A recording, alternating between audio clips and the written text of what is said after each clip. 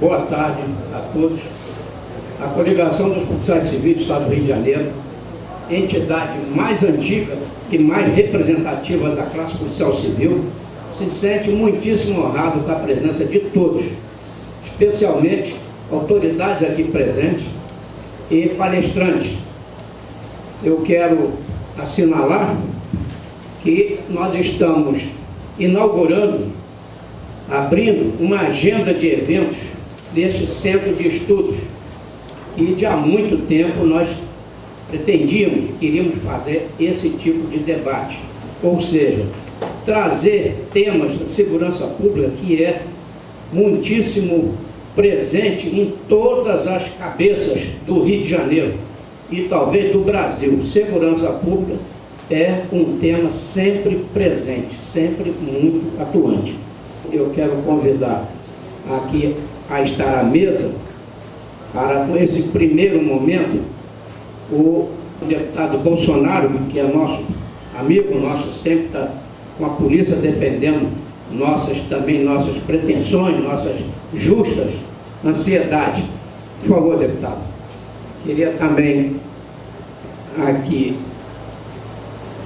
chamar o delegado doutor Gilbert Uzeda de Vanello, que representando a doutora Marta Rocha, à vontade, porque nós vamos nesse primeiro momento representando a doutora Marta Rocha. Está aqui como representante do deputado Zaqueu Teixeira, o nosso companheiro e também diretor, Fábio Neira. Por favor. Dejair da Silva Cardoso, o nosso vice-presidente da coligação. Tem vários outros diretores aqui também, para assinalar também Francisco Chaldela Torre, que também nos prestigia, vários outros colegas. Eu quero assinalar a presença do Marcelo Carvalho, do Fez Pacheco, Daniel Gomes, que é um colega policial e escritor também, Carlos Francisco Dornelles, superintendente da Subsecretaria de Inteligência da Secretaria de Estado de Segurança Pública. Boa tarde a todos. Só para parabenizar o Copol pela iniciativa. Acho que todos aqui, como eu, estão aguardando ansiosamente o aprendizado em função da qualidade das pessoas que estão aqui hoje debatendo. Eu tenho plenário às 16 horas aqui na Assembleia, por isso não vou poder ficar até o final, vou ter que ser um pouquinho antes, mas já deixo o meu gabinete, assim como tenho certeza que o Neiva pode falar pelo deputado Zaqueu Teixeira, de portas abertas para qualquer coisa que possa ser feita no âmbito legislativo estadual, em prol da valorização do policial civil, em prol da possibilidade de que alguns nós sejam desatados nessa legislação que, porventura, estejam prejudicando o bom andamento ou as prerrogativas dos agentes públicos envolvidos nas investigações. E, como sempre, eu acho que esse debate caminha para que o cliente final da segurança pública, que é toda a sociedade, tenha um serviço de melhor qualidade. Então, só para parabenizar e colocar o gabinete à disposição para o que puder ser útil no sentido dessas alterações legislativas.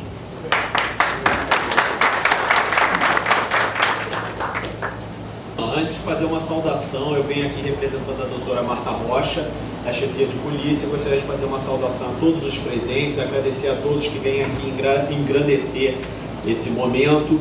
Ficamos muito felizes por essa iniciativa de estudos e desenvolvimento dos nossos inspetores de polícia, de todos os integrantes dessa instituição, e nós desejamos muito sucesso, muita desenvoltura e também que haja muitos outros episódios similares a esse, em que se debata, se estude e se progrida dentro da nossa instituição. É com muita felicidade, então, que nós vemos aqui o início de um ciclo de debate, agradecendo por termos sido convidados e por podermos dele participar. Muito obrigado a todos.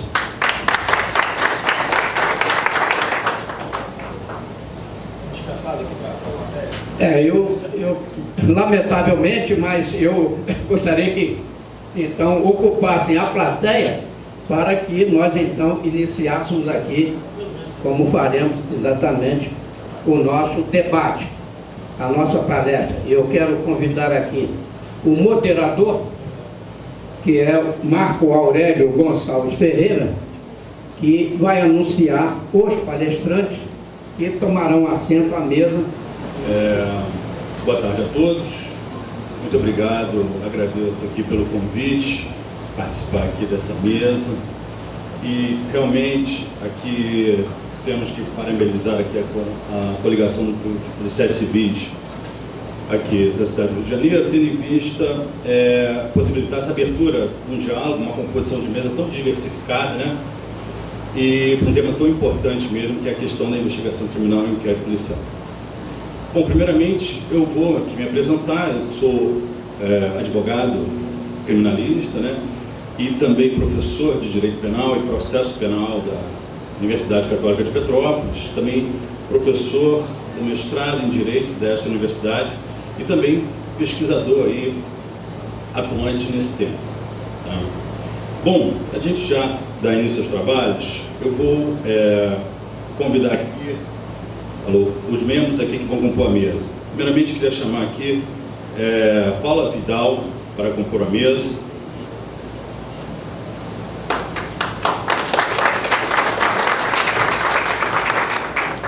Paula atua na Agência de Polícia Federal há muito tempo, trabalha com a pesquisa justamente sobre o sistema de investigação e inquérito policial, foi o tema do mestrado dela, né? Queria também convidar aqui para a mesa o Dr. Anderson Chara, delegado de Polícia Federal.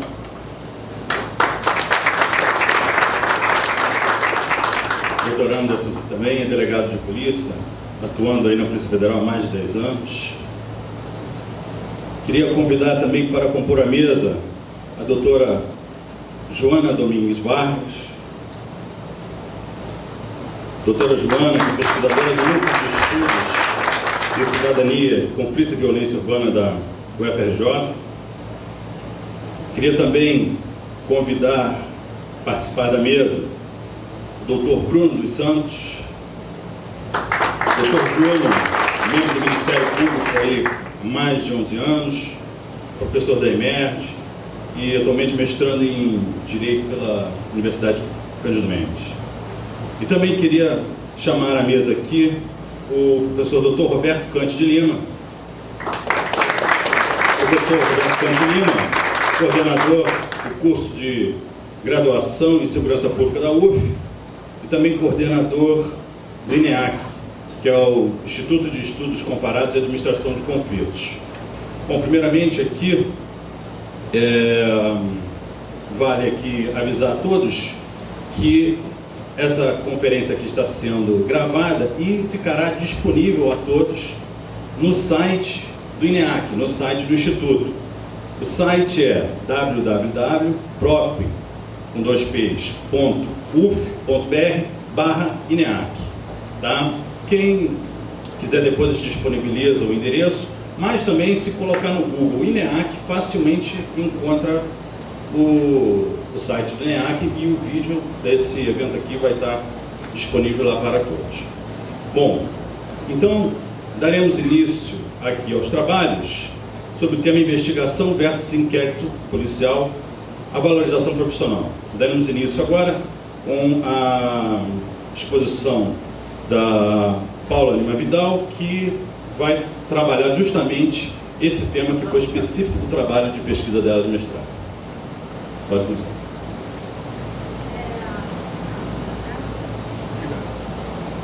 Primeiramente, queria agradecer realmente o convite da COPOL, de estar tratando sobre esse tema tão delicado e tão importante para todos nós que atuamos na área de segurança pública e polêmico. E me antecipo dizendo que uma mesa redonda é justamente a troca de ideias. A gente não vai buscar aqui um consenso das opiniões.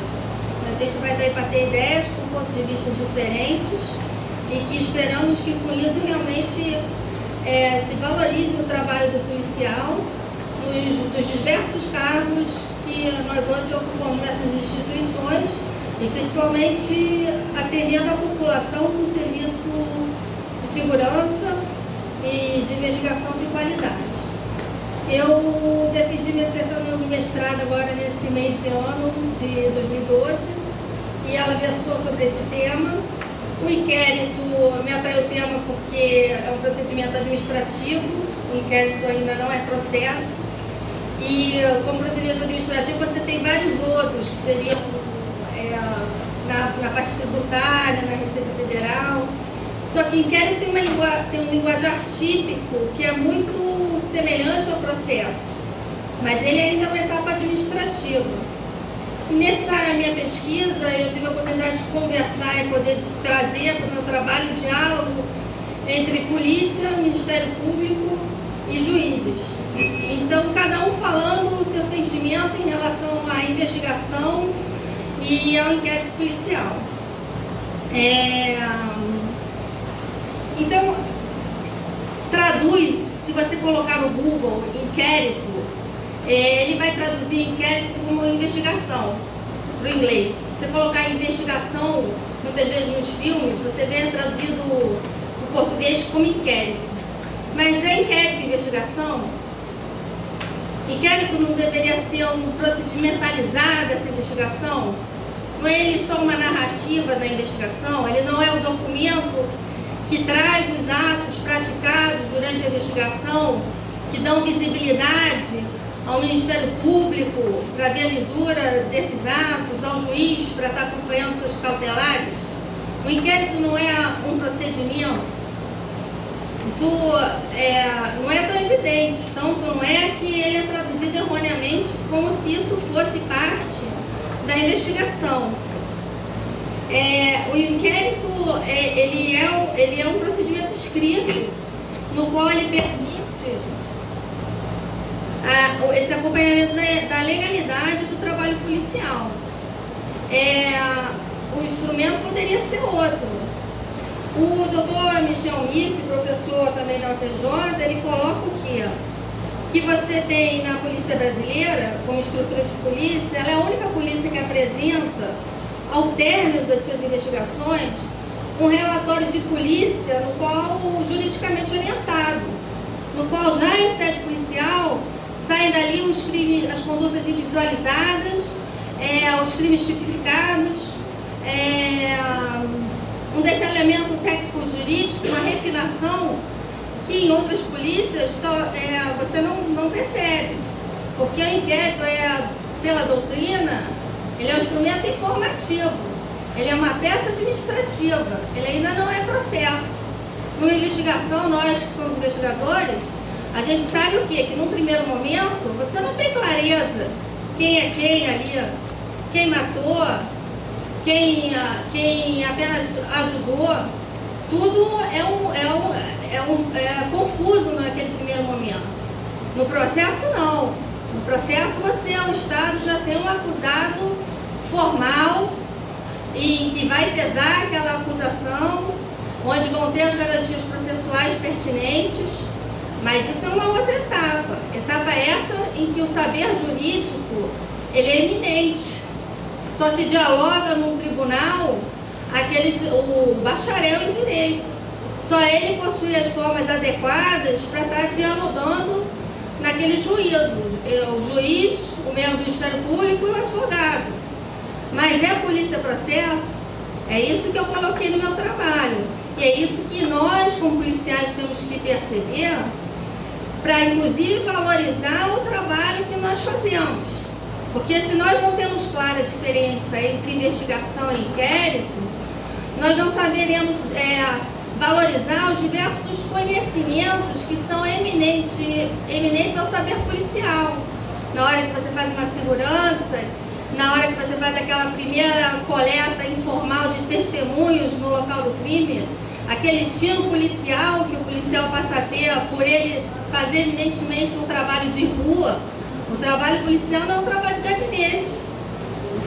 A resposta policial ao delito, ela é uma resposta que o policial tem que ir a campo, ele tem que investigar, ele tem que conversar informalmente com aquelas pessoas no primeiro momento. E o que acarreta isso? Então, assim, a primeira questão é essa, que a gente sai da polícia já com esse relatório tipificado. E nas conversas que eu tive, eu conversei em âmbito federal e estadual. O que acarreta isso é que você tem um bacharel em Direito dentro da polícia que toca essa investigação e é útil no sentido que ele garante as garantias, ele é um garantidor também, mas você sobrepõe os trabalhos jurídicos, que é o do delegado de polícia e posteriormente do Ministério Público. E pós-Constituição Federal de 1988 é muito claro que o sistema processual brasileiro ele é acusatório. O destinatário da investigação é o Ministério Público. Então, esse primeiro tipificar na polícia de condutas e de criminalização, pode acontecer o quê? Que o Ministério Público concorde com o que o delegado de polícia visualizou, com a conduta tipificada. Pode ser que não. Daqueles muito indiciados, que para a polícia é uma meta indiciar, pode ser que o Ministério Público não veja elementos suficientes para uma denúncia e não sequer os denuncie. Pode qualificar o crime de outra maneira. Ou seja, em um relatório de um delegado de polícia muito bem feito, ele é praticamente uma denúncia. Então você tem duas figuras que sobrepõem conhecimento, mas em duas fases distintas. Uma esfera administrativa e o outro uma esfera, aí sim, propriamente processual.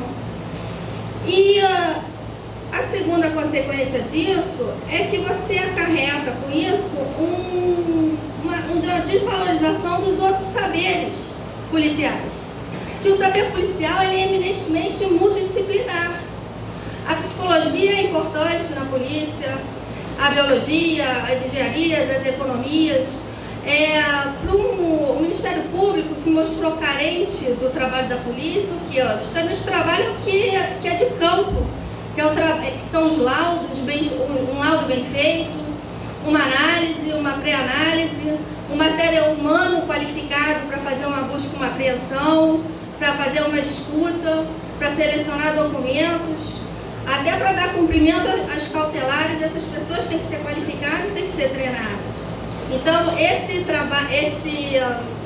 porque o próprio Ministério Público coloca que esse saber jurídico, ele detém esse conhecimento. Então,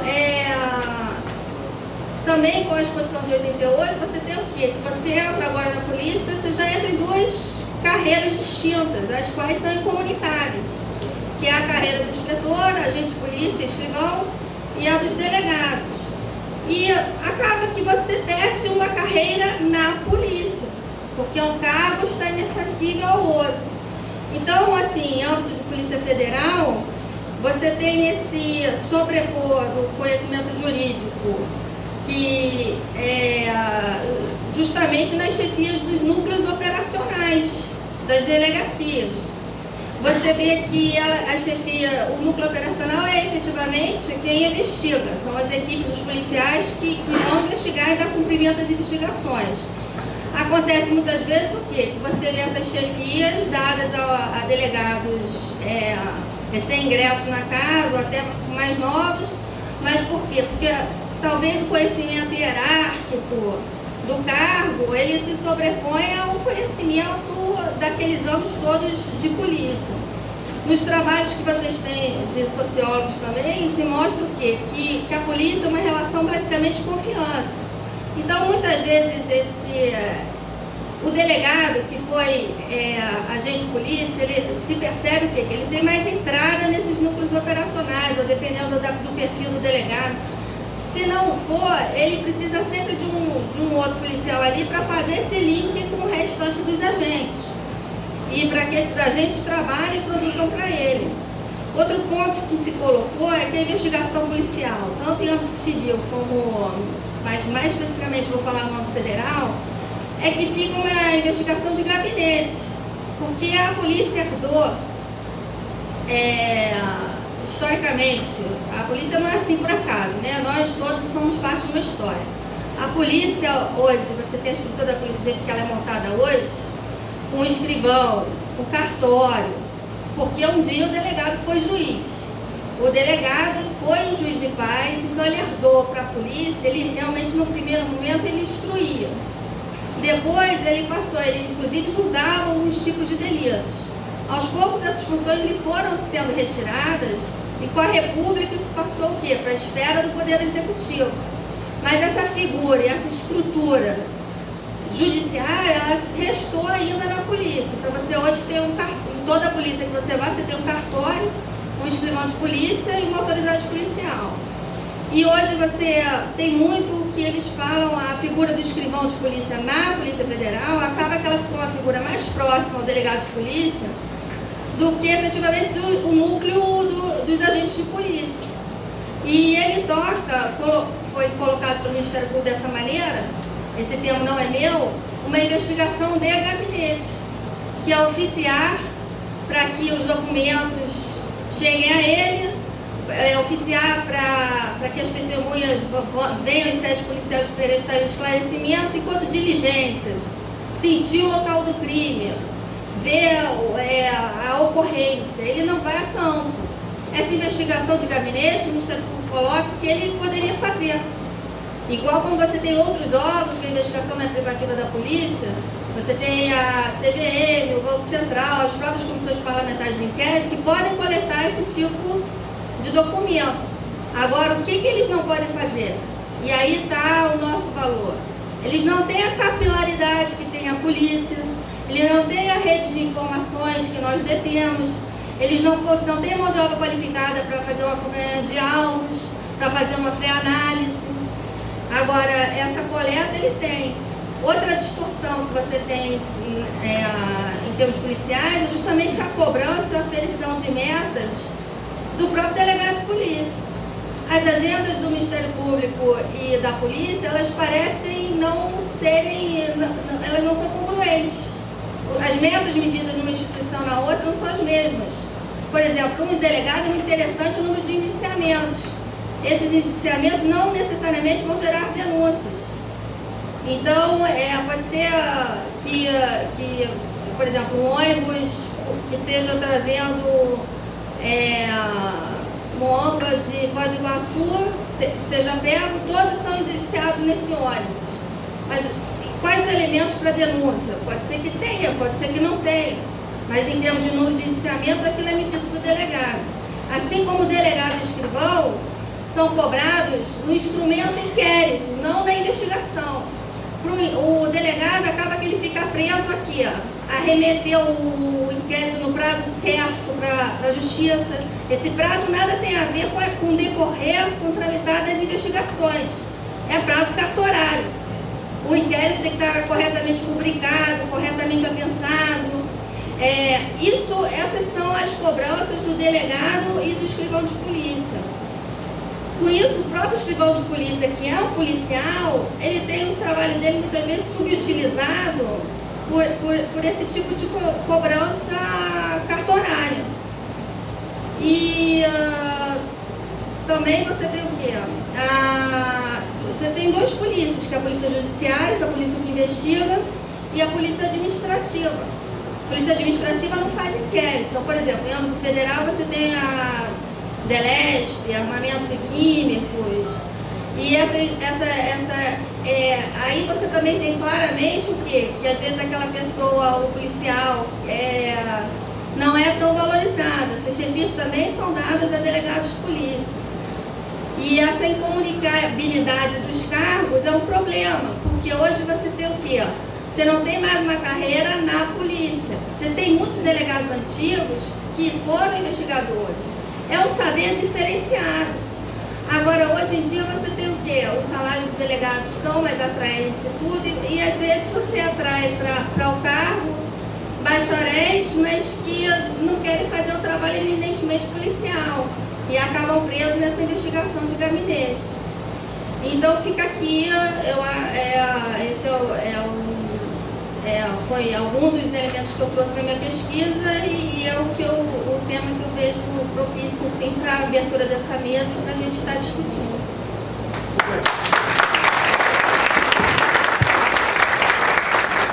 Obrigado, Paulo. Bom, aqui agora na sequência nós vamos ouvir aqui o doutor Anderson Michara, delegado de Polícia Federal.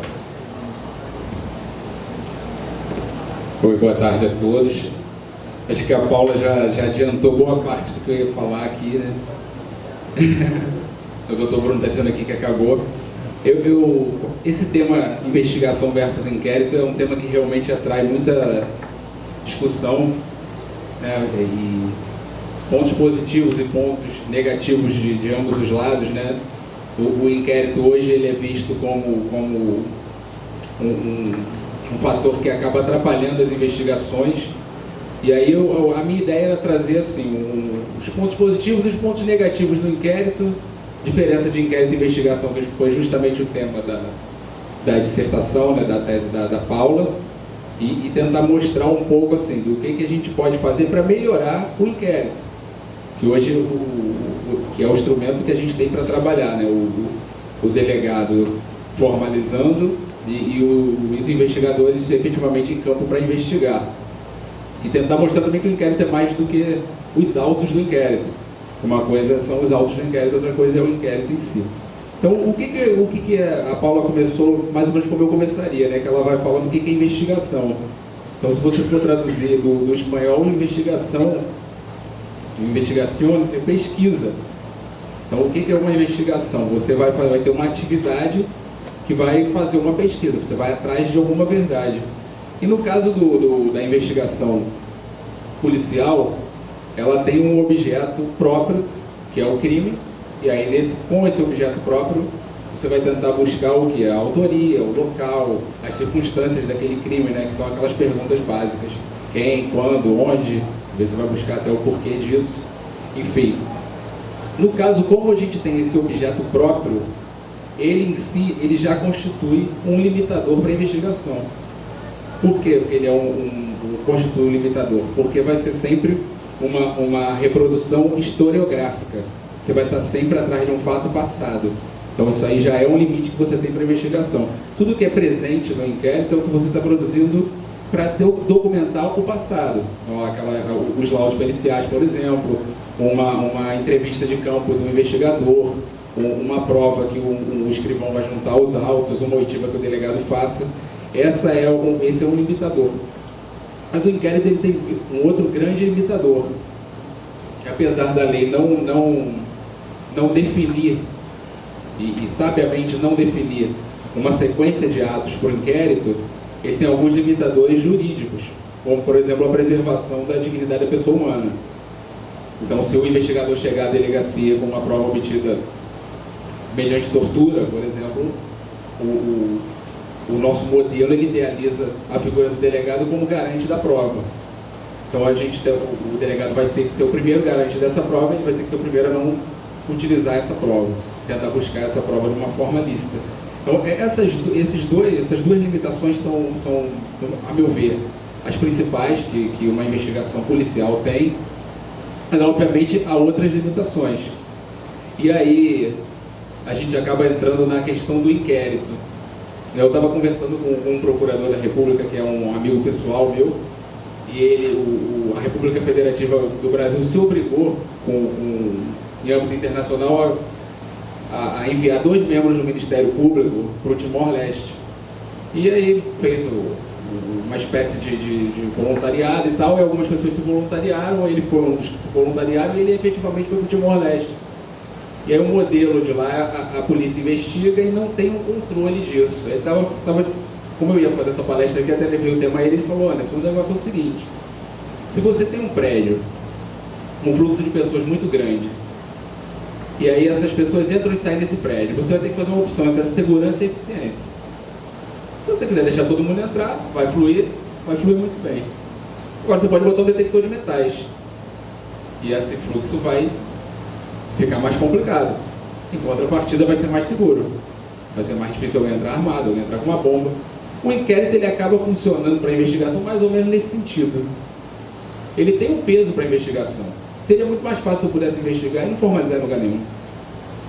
Seria muito mais fácil, ao final da investigação, uma prova que eu obtivesse por meio ilícito, eu pudesse mandar para o promotor e ele avaliar se oferecer a denúncia ou não com base naquela prova.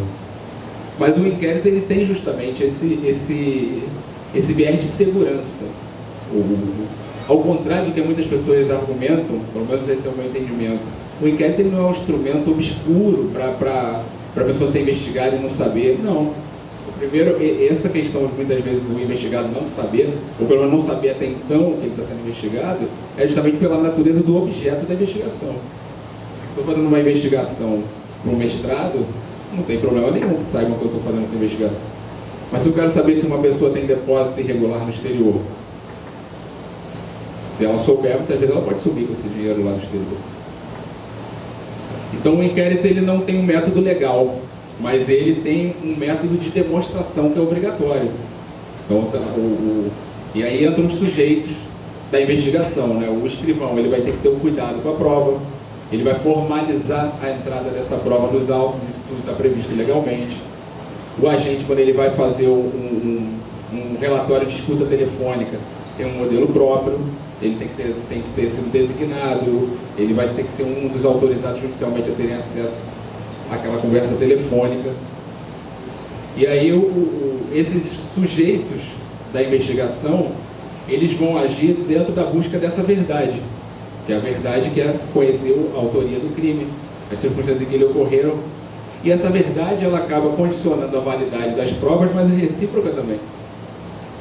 A validade dessas provas também é condicionada pela verdade, é uma implicação recíproca. E aí a gente vai entrar na questão de como que esses atos vão ser praticados, né? O modelo brasileiro ele idealiza, até foi quando a Paula estava fazendo a dissertação, quando ela veio me entrevistar, a gente estava discutindo exatamente isso, que eu acho que se tem uma visão errada do delegado como uma figura próxima à do promotor, talvez. Alguém que está ali para indiciar, alguém que está ali... Eu vejo um pouco diferente. Eu acho que o delegado ele tem duas funções principais no inquérito. Eu consigo enxergar, assim, para mim é razoavelmente claro enxergar isso. Que ele tem o domínio da finalidade da investigação. A investigação tem uma finalidade. Então ele vai planejar. Ele, obviamente, pelo menos para mim, ele não deveria executar. Em alguns casos ele acaba investigando. O delegado não está ali para investigar.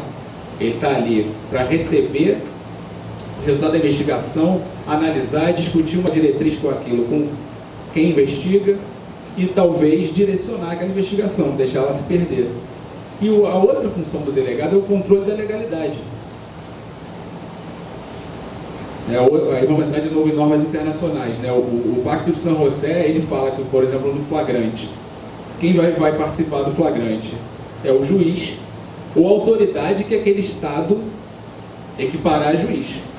Então, no caso ali, pelo menos na convenção, nessa convenção de São José, Pacto de São José, o delegado ele é obrigado a agir como juiz. Ele tem que fazer análise jurídica daquilo ali. Esse flagrante aqui, isso aqui foi o quê? Foi uma prova que foi produzida de forma correta, de forma incorreta. Esse flagrante é válido, é inválido. Ele tem que fazer toda essa análise jurídica. Ele vai fazer essa primeira análise. Quando ele manda para o judiciário, já é a segunda análise. O judiciário vai fazer uma análise, se a pessoa efetivamente tiver sido levada à prisão, já é uma análise totalmente repressiva. A pessoa já está numa condição que ela perdeu o maior bem que ela tem. Então é exatamente isso que eu vislumbro, assim, o nosso ordenamento. O que o ordenamento vislumbrou na figura do delegado? O domínio da finalidade da investigação e o controle da legalidade. O delegado não deveria investigar e nem deveria se imiscuir no papel do promotor de justiça. Tá? E agora, esse inquérito realmente ele tem alguns pontos negativos. E o principal dele, eu acho que a Paula já levantou, que é o modelo da investigação por ofício. Ela usou outra expressão, acho que é a investigação de gabinete, se não me engano, foi o que ela falou aqui. Usou um modelo que eu acho totalmente errado e que, infelizmente, na Polícia Federal acaba acontecendo como regra, eu diria. Que é oficie-se, fulano, oficie-se, beltrano, às vezes com uma investigação. Com o envolvimento dos agentes no inquérito policial, poderia se resolver isso com um relatório de uma visita de local, por exemplo. Entendeu? Então, o outro ponto negativo do inquérito, e que aí acaba não sendo culpa só dos delegados, mas da polícia como um todo, busca-se produzir prova para condenar. E aí eu tenho um problema de processo, que é a extensão e profundidade. O inquérito tem que produzir prova para subsidiar a denúncia. A partir daquele momento que tem prova para subsidiar a denúncia, realmente eu imagino que o investigado tenha direito a se manifestar sobre aquilo que foi produzido contra ele. Agora, por outro lado, o inquérito ele é uma garantia de que ninguém vai ser denunciado sem o mínimo de prova. Você tem uma fase prévia, que a pessoa vai ser investigada e não necessariamente vai se concluir que ela é realmente a autora daquele fato, né? Como a gente viu, o objeto da investigação, que é o crime, não necessariamente ela é a autora do crime. Então, acaba sendo o inquérito uma garantia para que a pessoa não seja levada a ser denunciada sem o mínimo de lastro, sem o mínimo de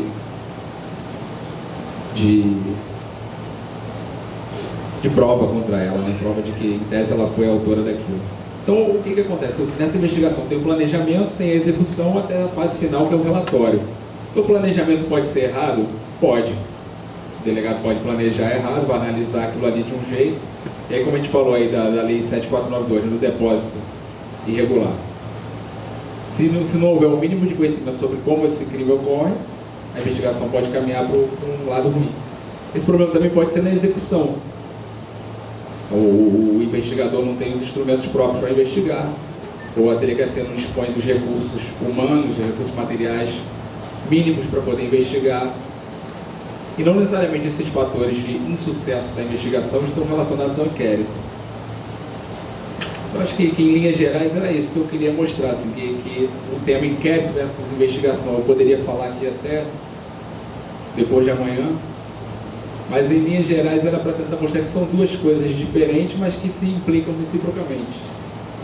E que pode haver erros, tanto num modelo cujo controle da segurança seja o inquérito, quanto num modelo cujo controle seja outro qualquer. Seja, enfim, um processado, ou como eu falei do Timor-Leste, não tenha controle nenhum. E a gente pode estar primando pela eficiência, de descobrir rapidamente a autoria de um crime, mas, em compensação, a segurança vai ter sido delegada. Então é isso.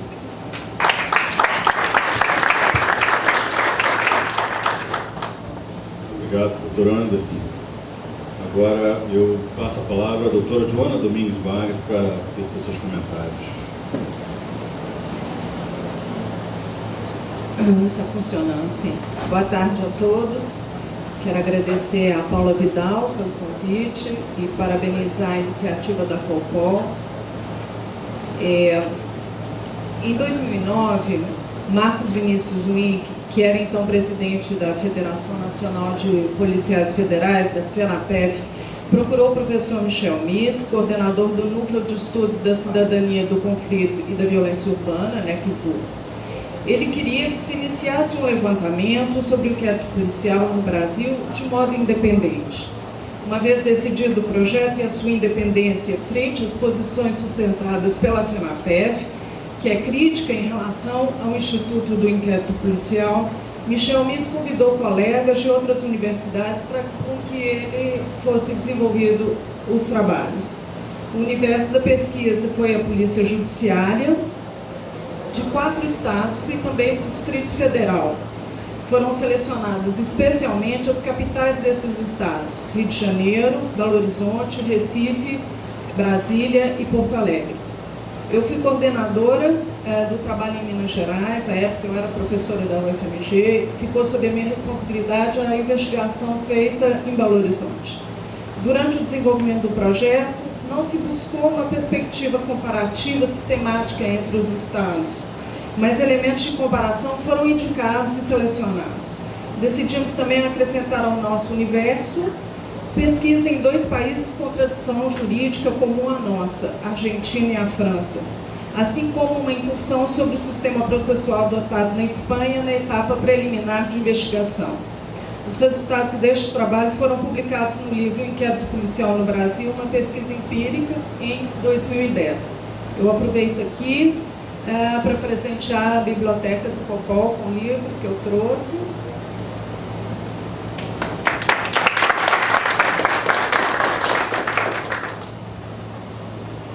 Bom, então eu vou apresentar de maneira bastante sucinta as questões que nortearam a pesquisa. Na verdade, a Paula já adiantou bastante coisa, né, em relação ao que foram as questões que nós levantamos, mas eu acho importante ressaltar que, embora a responsabilidade pelo inquérito policial caiba a uma autoridade policial, né? Na verdade, essa delegação é recebida do chefe de polícia. Isso, na verdade, tem uma história, né? A Paula chamou atenção para isso, o Michel Miser fala disso na introdução do livro, né? Trata-se de uma tradição, que é uma tradição imperial, em que o chefe de polícia tinha que ser, por exigência legal, um juiz, né? Então, na verdade, essas duas instâncias aí, elas não se separaram totalmente. Assim, a autoridade policial responsável pelo inquérito policial, ele reúne duas prerrogativas: a de investigar, que é uma função administrativa, e a de formar a culpa, que é uma função judiciária, né? Isso vem, então, da nossa tradição, né? E formar a culpa aqui significa dar início, por meio do indiciamento e da tomada de depoimento por escrito, em cartório, a uma etapa que, na prática, por assim dizer, adquire um status de instrução, né? Já que ela vai ser incorporada ao processo, vai ser entranhado a ele. O inquérito irá embasar decisões, até mesmo de sentença, como foi observado pioneiramente por Cantilino. Tudo isso vai se dar sob um enquadramento funcional administrativo, isto é, aparentemente sem valor judicial, pois que dependente de ser encampado total ou parcialmente pelo Ministério Público. Essa etapa administrativa é inteiramente inquisitorial. Isso também Kant chamou a atenção, né, pioneiramente, e chamou a nossa atenção para as consequências disso.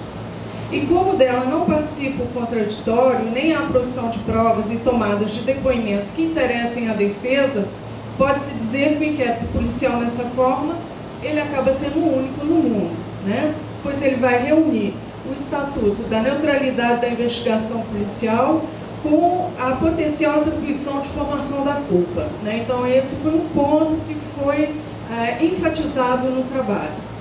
Mas e o Ministério Público? Qual que é o papel do Ministério Público? Esse, na maior parte das vezes, nós verificamos isso empiricamente, né? Em todas as cidades, algumas mais, outras menos.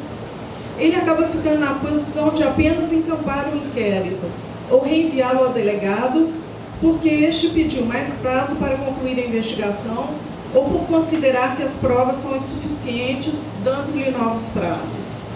É o que o Michel me chamou de ping-pong, o vai e vem do inquérito policial entre a delegacia e o Ministério Público. Para cumprir prazos legalmente estabelecidos, o inquérito mal sucedido não fica em lugar nenhum. Até que, passado meses, e não poucos casos, anos, ele venha a ser arquivado. Isso foi amplamente observado durante a pesquisa e em todas as cidades. Para não estender demais nessa parte da exposição, eu vou deixar para vocês fazerem a leitura do livro, aqueles que tiverem interesse, né? Mas foram quanto a essas questões e outras apenas esboçadas aqui, que decidimos então nessa pesquisa verificar empiricamente, né, como que era a atuação da polícia e da justiça na conformação prática da função do inquérito policial. Buscamos ver como as ambivalências da legislação e da tradição, assim como as mudanças introduzidas nos últimos anos nessa área, encontram soluções nas práticas adotadas.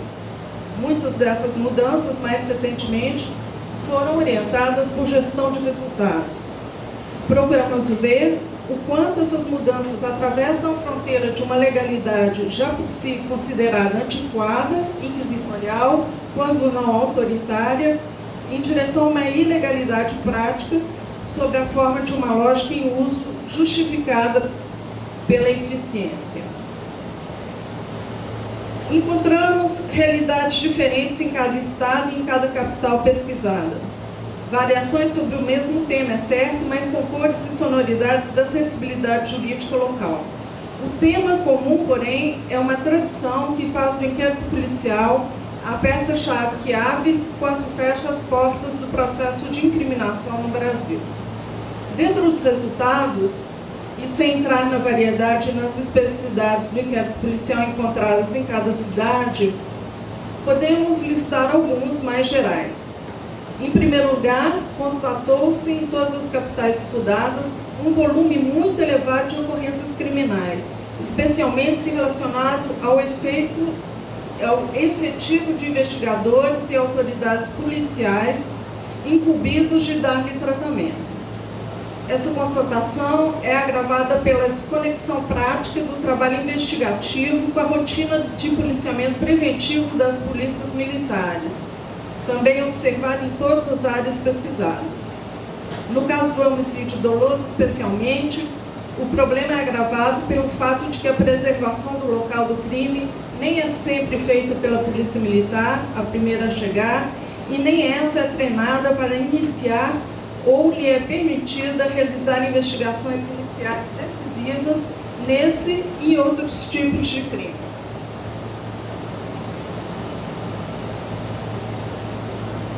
Em compensação, verificou-se que grande parte dos crimes que apresentam melhor taxa de elucidação resultam de flagrantes, isto é, em boa medida, do trabalho das polícias militares e, em menor medida, de investigação da polícia civil. Polícias de ciclo completo poderiam resolver este problema, mesmo mantendo as duas corporações separadas. Observou-se também um persistente conflito de saberes entre tiras, isto é, o policial investigador, e delegados, isto é, o bacharel em direito concursado para ocupar a posição de autoridade policial. Entre os primeiros, valoriza-se a experiência policial propriamente dita, seus códigos e regras, mesmo quando desviantes da lei. Já entre os delegados, o que se tem são o saber jurídico, a legalidade dos procedimentos e a capacidade de produzir inquéritos relatados com materialidade e autoria, para que sejam aceitos pelo Ministério Público. Verificou-se também que há conflitos de interesses entre essas categorias, resultantes da inexistência de uma carreira única que premiasse os policiais mais experientes e dedicados com o posto de autoridade policial, como acontece em muitos outros países. Para chegar à posição de delegado de polícia, o policial precisa fazer uma faculdade de direito, obter o título e passar em um novo concurso público. Essas exigências são percebidas por muitos como uma desvalorização dos agentes policiais frente às autoridades policiais. Observou-se também em alguns estados alta rotatividade de delegados e policiais entre as delegacias e uma constante reclamação da interferência política na atividade policial. Isso aconteceu particularmente em Porto Alegre, no Rio Grande do Sul. Verificou-se que a investigação criminal sobre o modelo de inquérito policial privilegia a atividade burocrática e cartorial em detrimento da atividade investigativa. Isto porque busca formar a culpa e não apenas apontar a probabilidade de materialidade de autoria para subsidiar a ação penal. Em todas as delegacias pesquisadas, há um excesso de papéis visando a atividade fim, o relatório de investigação, cuja função deveria ser apenas preliminar e administrativa. Exigências cartorárias, tomadas de depoimentos transcritos e regras de formalização escrita na comunicação entre delegados e seus subordinados, com o Ministério Público e com o Judiciário, tomam um tempo excessivo, como todos reconhecem. No entanto, representam um poder que poucos admitem perder. Finalmente, verificou-se também uma distância e um afastamento, tanto entre agentes policiais e delegados, quanto entre esses e os membros do Ministério Público, o que é, no mínimo, preocupante, tendo em vista a interdependência das funções que realizam. Em Belo Horizonte, por exemplo, a desconfiança e o conflito balizam as relações entre a polícia e o Ministério Público. Bom, agora eu vou falar um pouquinho sobre os números, porque nós fizemos também um levantamento quantitativo, né, na medida em que nós tivemos acesso às informações, aos dados. Isso nem sempre foi possível, né? Naturalmente, não se pode atribuir exclusivamente ao modelo do inquérito policial os baixos números de elucidação de crimes que foram encontrados durante a pesquisa na maioria das capitais. Outros fatores incidem sobre esses resultados. Por exemplo, a mudança nos padrões de crime, o medo da população, né, em fazer denúncias, seu temor em denunciar, a falta de confiança na polícia, enfim, vários outros fatores, né, podem atuar. E isso aí é muito, dificulta, né, podermos distinguir o que é próprio só do inquérito policial na investigação. Um dos desafios da pesquisa, então, foi tentar isolar o modelo do inquérito dentro desses outros fatores, de modo a obter a medida mais próxima da sua interveniência. No entanto, a baixa qualidade dos dados estatísticos produzidos tanto pela polícia, quanto pelo Ministério Público e pelo Judiciário no Brasil, impediram a adoção dos instrumentos de medidas adequados. Fomos obrigados a apenas oferecer o que permitia o mínimo de confiança na descrição estatística, o que acabou variando de capital para capital. No Rio de Janeiro, após idas e vindas institucionais, conseguimos ter acesso a uma consulta direta ao banco de dados do Ministério Público referente à capital. Não tivemos dados da mesma qualidade nem na polícia nem no judiciário. Com base nos registros de ocorrências que são publicados pela polícia no Diário Oficial, conseguimos chegar a um resultado aproximado quanto à taxa de elucidação. Na verdade, a gente está chamando de taxa de elucidação, é o que acaba terminando em ação penal. É importante, então, lembrar que aqui, no caso, foram excluídos os flagrantes, né, que vão direto para as varas criminais. Tomando por base o ano de 2005 e analisando o que aconteceu com os registros das ocorrências verificadas naquele ano até 4 anos depois, isto é, em 2009, com base no banco de dados da primeira central de inquéritos do Ministério Público, obtivemos o seguinte resultado: 7,5% dos registros de homicídios dolosos, 98,2% das ocorrências de roubo e 63,5% dos estelionatos registrados pela polícia da capital do estado do Rio de Janeiro não chegaram ao conhecimento do Ministério Público até 4 anos depois de ocorrido. Quando avaliamos o que aconteceu com os inquéritos chegados ao Ministério Público, chegamos a resultados mais esclarecedores e também estarrecedores. Embora 92,5% dos inquéritos de homicídios dolosos tenham chegado ao conhecimento do MP, apenas 3,6% transformaram-se em ação penal, ou seja, viraram denúncia até 4 anos depois da ocorrência. A grande maioria ficou no ping-pong. Se considerarmos os dados do Tribunal de Justiça referente aos flagrantes de homicídios consumado e tentativa, tombados em 2005, no mesmo ano da ocorrência, o total de homicídios que é esclarecido na capital do estado do Rio de Janeiro não chega a totalizar 11%, podendo variar no máximo até 15% das ocorrências até 4 anos depois. Em Belo Horizonte, o total de inquéritos enviados à Justiça, ou seja, que se tornaram ações penais, também oscilava em torno de 15% entre 2000 e 2005, que foram os dados a que tivemos acesso.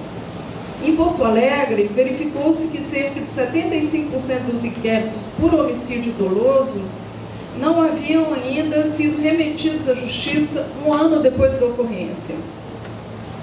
Em Recife, 32% das ocorrências de homicídio consumado e latrocínio transformaram-se em média em inquéritos nos anos de 2005 e 2006.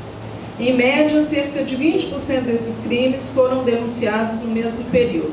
Curiosamente, em Brasília, cerca de 70% dos homicídios consumados transformaram-se em inquéritos relatados com materialidade e autoria, um resultado muito alto se comparado com os resultados anteriores, né? E nós, uma das hipóteses para isso foi pensar que se trata de tipos de conflitos diferentes, no caso de Brasília, e também uma relação da polícia com a população diferente. A pesquisa, por fim, sugere as questões que efetivamente interessam ao cidadão comum, dentre elas a questão da impunidade.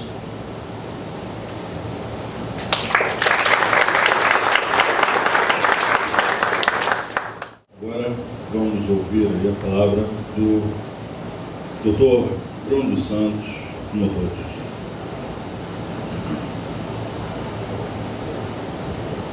Bom, eu gostaria, em primeiro lugar, de fazer uma ressalva bastante honesta da minha parte. Eu, como membro do Ministério Público, principalmente, mas como estudante que sou e serei sempre, dizer que é muito difícil falar principalmente em termos de diretriz do inquérito, depois de pessoas que falaram, que foram bastante acadêmicas, foram fundo de pesquisas sobre a apuração de crimes, funcionamento do inquérito, divergências entre policiais e delegados, função do policial, função do delegado, e principalmente saber que estou falando antes de duas pessoas aqui, a qual eu tenho profundo respeito, que é o professor Kant. Posso dizer que especialista no assunto, até dito comparado nesse caso, e o nosso colega lá do mestrado também, quer dizer, colega não, né? Eu estava lá, mas já saiu há muito tempo e já escreveu até sobre a investigação e processo do Tribunal do Júri nos Estados Unidos. Mas que a visão, a maioria do público aqui é de policiais, ou delegados, mas uma grande parte de policiais civis. E eu acho que muito interessante é dizer que, na minha visão de Ministério Público, de quase 12 anos trabalhando só na área criminal, talvez seja uma visão muito prática e fática do inquérito policial. Poderia aqui falar do Tribunal da Relação da Bahia, que quando foi instalado em 1609 já definiu a figura do promotor da ação penal. O inquérito, se não me engano, na época se chama Devassa, o professor Kant já teve a oportunidade de falar sobre isso. Mas a figura do direito brasileiro, ela sempre gravitou em torno do inquérito, em torno da figura do Ministério Público, da acusação penal, com algumas flutuações, mas na verdade, para dizer bem a verdade, o nosso sistema bem latino, ele sempre foi bastante parecido até com países como Espanha, Itália, os quais a gente teve a oportunidade de tentar estudar até para compreender melhor o modelo brasileiro, mais até do que o modelo americano, que é da maior apreciação do professor Kant. Mas o fato que eu digo para os senhores é o seguinte: em primeiro lugar, se discute muito o monopólio da investigação. Não que eu queira forçar a entrada nesse assunto, mas, em primeiro lugar, será que alguém ganha prestígio com isso ou alguém perde prestígio com isso? Esse é sempre o primeiro ponto que se vê em mente. E aí nós temos três vertentes. A vertente, a interface. Duas, a interface do promotor com o delegado, e uma segunda interface, que eu sei que existe e é latente, que é a interface do delegado com os seus policiais. Aí eu digo para os senhores, estamos hoje num sistema em que o Ministério Público pontualmente se miscui na investigação. A polícia investiga, junto com os agentes da polícia. E muitas vezes as coisas dão muito certo. E muitas vezes, na maioria das vezes, ela vem dando muito errado. Mas será que esse é um problema do modelo brasileiro? Ou será que esse é um modelo do brasileiro que não está indo bem? Eu acho muito difícil responder, eu não sou a pessoa mais indicada para responder isso para os senhores. O modelo está errado? Será que se a polícia tivesse monopólio vai ser interessante? Ou será que se o Ministério Público tiver uma regulação sobre a investigação, isso vai melhorar? Será que o problema é um se meter na casa do outro, ou o problema somos nós que não estamos fazendo a máquina funcionar? Veja bem, o Ministério Público tem o monopólio da ação penal? Tem. Mas só o sistema de controle, basta ver que a Constituição traz a ação penal privada subsidiária da pública. Está no artigo 5º, o Ministério Público não pode se quedar inerte, sob pena de haver até uma iniciativa particular. Mas a polícia, ela tem monopólio da investigação. Posso dizer que pelo sistema isso não está claro, não tem. Mas quem é que se fala todo dia no jornal? A quem é que se atribui a responsabilidade de investigar? A quem é que se atribui a responsabilidade, não estou falando de polícia militar, civil, investigação. A quem é que se atribui essa responsabilidade? É a polícia civil. Eu nunca vi um cidadão, eu nunca vi alguém dizer na televisão que mataram o filho dele e que ele ia investigar e que ele ia contratar 10 pessoas para investigar. Ouvi. Eu sempre ouvi, inclusive, a polícia falar, a televisão, a mídia falar que a polícia investigou bem, ou a polícia investigou mal. Mas nunca vi a polícia, principalmente, dizer, até pontualmente, o próprio pai descobriu o assassino do filho, entregou para a polícia, ou levou dados para a polícia. Mas, em geral, eu quero dizer aos senhores, não se discute que, com monopólio ou sem monopólio, a polícia tem essa posição de prestígio, porque polícia é a polícia. E por mais que se fale, a polícia ser bem tratada ou maltratada é uma postura de polícia, ser boa ou ruim. o Ministério Público ser maltratado ou não, é questão do Ministério Público ser bom ou ruim. Mas hoje, no quadro que estamos, há de se dizer o seguinte: por mais que se fale, por mais que se coloque na mesa a questão do prestígio, e esse inquérito policial parece que hoje, quem bota ele embaixo do braço e quem quer ele disputa o prestígio, a questão toda é que a polícia hoje, e sempre foi, e principalmente no Brasil, uma diretriz de referência, tanto para a sociedade, tanto para o Ministério Público. Eu trabalho no meu gabinete ali, hoje eu estou na Auditoria de Justiça Militar, mas eu estive 10 anos na Procuradoria de Justiça no Ministério Comum, Tribunal de Júri, diferente de Bangu, e quem eu sentava para conversar sobre a investigação, e quem eu tinha para isso era a polícia, até porque a polícia ela tem uma formação capilar.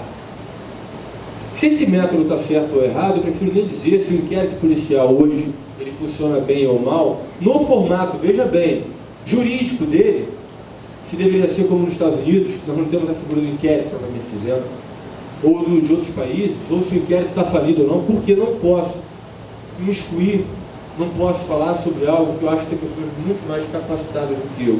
Eu posso falar do que eu tenho hoje, que é o inquérito. E aí eu digo para os senhores o seguinte: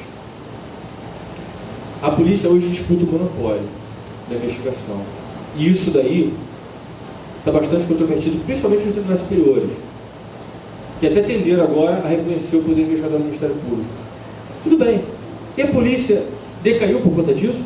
Não. A polícia perdeu prestígio? Não. E não vai perder. E garanto aos senhores que não vai perder nunca. Ah, porque está falando isso porque ele quer ou não. Não. Eu não quero entrar nessa discussão, não quero isso. Eu mesmo nunca investiguei. Eu mesmo nunca investiguei. Nunca.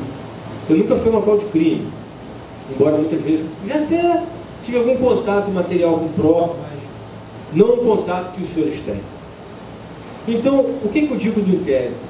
O inquérito, para funcionar bem, a primeira coisa é que nós tenhamos uma carreira de policial valorizada e que consiga se entender o que a professora aqui falou. É uma questão de demanda e apuração. Eu tenho uma quantidade de criminalidade enorme. Eu tenho uma quantidade de indiciamentos e apurações muito baixa. Será que é o problema do inquérito? Ou é o nosso problema? Eu acho que é o nosso. Nosso, da polícia, do Ministério Público e até do Judiciário.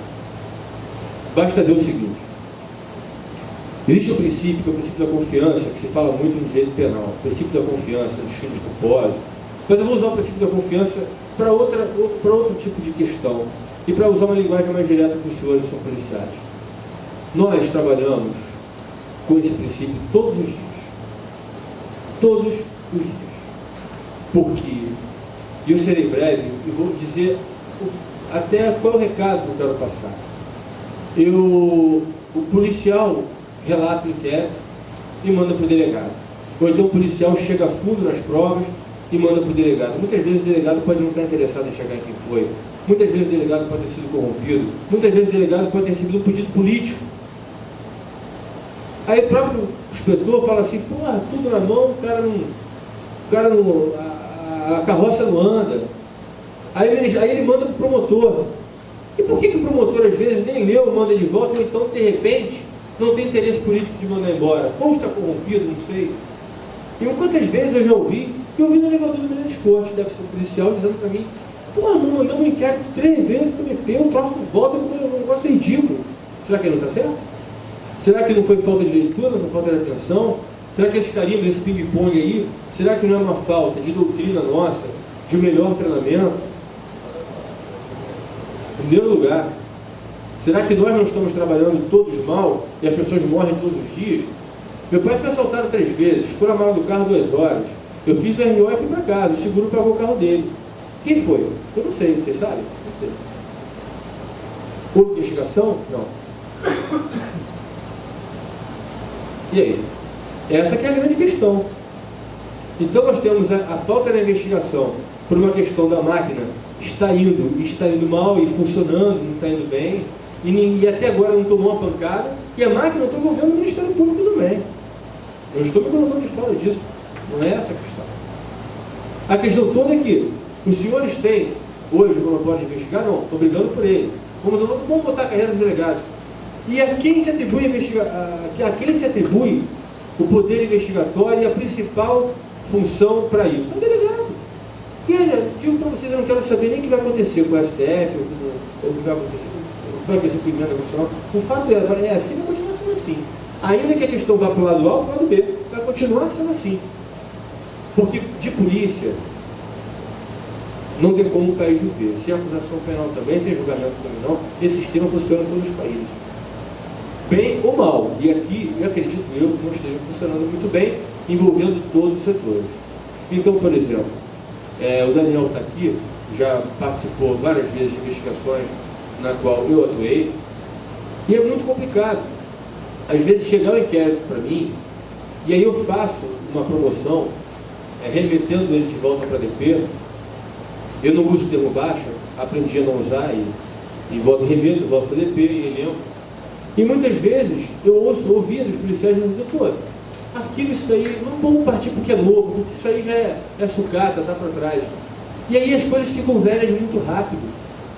Ou se apura alguma coisa em 2 meses, ou então a coisa ficou velha e ninguém quer mais saber. E quando o promotor quer saber, ou alguém quer saber, até um delegado novo, alguém diz, você não vai a lugar nenhum, vamos partir porque é novo, que isso aí ficou para trás. E assim nós vamos andando, e eu acho que esse é o nosso pior defeito. Eu acho que é o pior defeito de todos nós.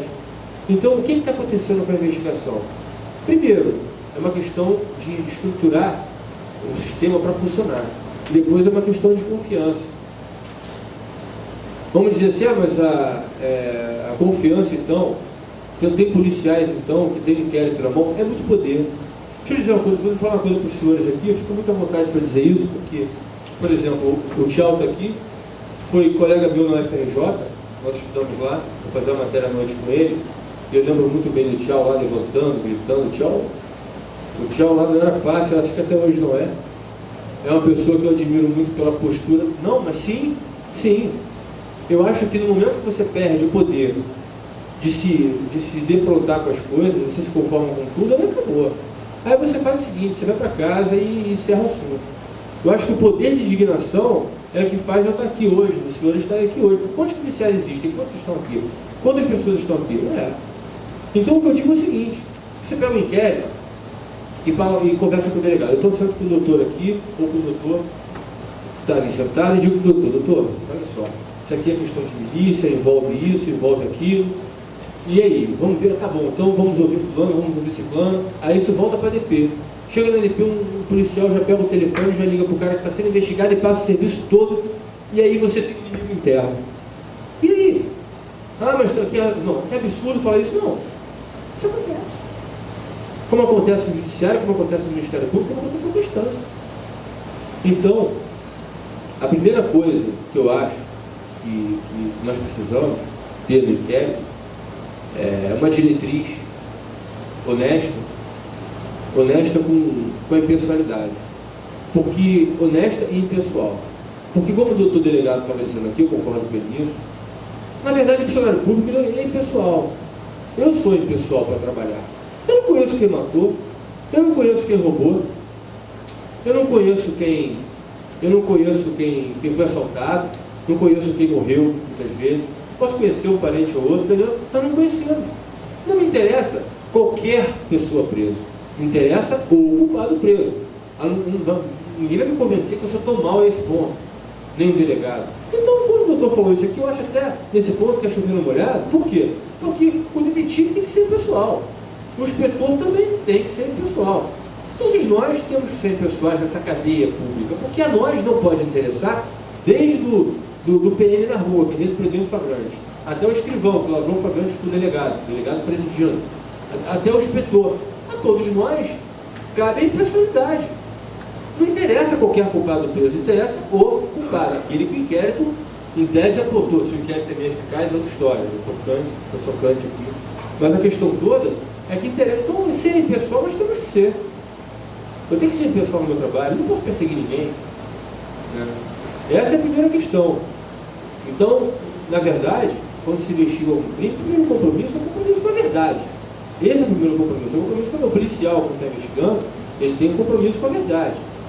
E o policial, quando prevarica, ele tem um compromisso em favorecer aquela pessoa a qual, por algum motivo, ele não está querendo prosseguir. Então, Na verdade, discutir se o modelo de inquérito ou de monopólio ele é bom ou ruim é uma questão a posteriori. Porque, em primeiro lugar, o que se imagina é que essas instâncias que hoje existem funcionem. Então, quando a professora falou da PIB, a PIB está abarrotada de inquéritos cujo indiciado é um cidadão chamado IG. Quem é o IG? Lá vem escrito: autoria, indiciado, IG, ignorado. É IG. Então, pessoas morrem todos os dias. Acho que até melhorou um pouco, e, para falar a verdade, acho que o Rio de Janeiro está passando por um bom momento, porque você ia no casamento, você dava a hora, tem que passar no túnel. Isso há 7 anos atrás, a questão estava muito até pior do que hoje. Melhorou? Melhorou. Mas o fato todo é que as PIBs estão sucateadas de inquérito, as delegacias também. Agora, como valorizar a carreira policial? Como fazer do policial uma carreira? Minha opinião, eu tenho 5 minutos para terminar. Eu acho que no dia... Vamos falar de prestígio então? Para falar, já que se fala tanto disso hoje, dentro dos profissionais, as carreiras disputam. Policial como carreira de ponta, delegado como carreira de ponta, isso funcionando bem, uma investigação igual dos filmes americanos, pessoas presas, escutas telefônicas. Vou discutir aqui garantias constitucionais. No momento que aquele IG sair dali e a pessoa que comete o crime tiver a certeza que uma polícia boa vai pegar ela, que um processo bom vai ser eficaz, eu acho que diminuir a criminalidade traz prestígio para todos nós em cadeia. Para todos nós em cadeia. Então eu, por exemplo, quando eu digo assim, eu sento com o delegado, ou então sento com o próprio policial, várias vezes, às vezes o delegado está na delegacia, vou mandar o policial vai lá para o inquérito debaixo do braço, o policial senta, a gente conversa. Ali, o que está em jogo acima da investigação é a minha confiança no policial. E é dele comigo. É recíproco. Os dois. Porque ele pode sair dali, com aquele inquérito embaixo do braço, e avisar para todo mundo, e aquilo ali, se ele quiser, se o policial quiser, ele sabe muito bem como fazer para que não dê em nada. Desde um simples RO. Ele sabe muito bem o caminho que ele vai tomar para não dar em nada. E não é o Mauricinho do promotor, não é o fulano que vai resolver não, nem o delegado. Com a gravata bonita e tal, não vai resolver. Não vai. E aí, como é que a gente resolve isso? E a professora falou de um monte de investigação sucateada. Eu acho que a polícia ela tem que passar por uma reforma estrutural, que vai ter que vir de instância política.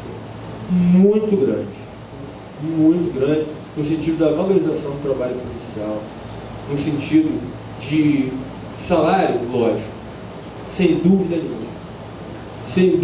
O policial sai para investigar uma batida de carro com morte, ou então uma situação esquisita do empresário que ganha 1 milhão de...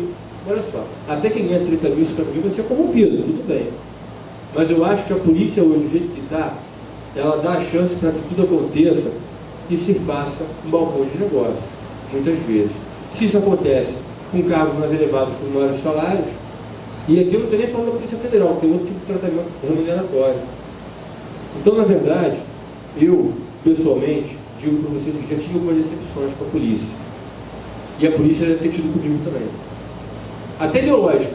Eu sei que o policial já chegou lá para mim, eu discordei, não, eu acho que não, e eu vou denunciar esse crime, esse aqui eu vou deixar de fora, e o cara deve sair de lá, pô, não gostei.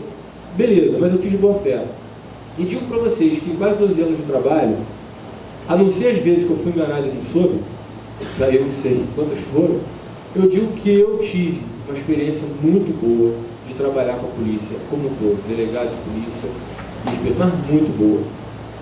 E a gente fica, agora eu vou encerrar, isso não vai levar mais de um minuto. Na verdade, as coisas não acontecem como a gente quer.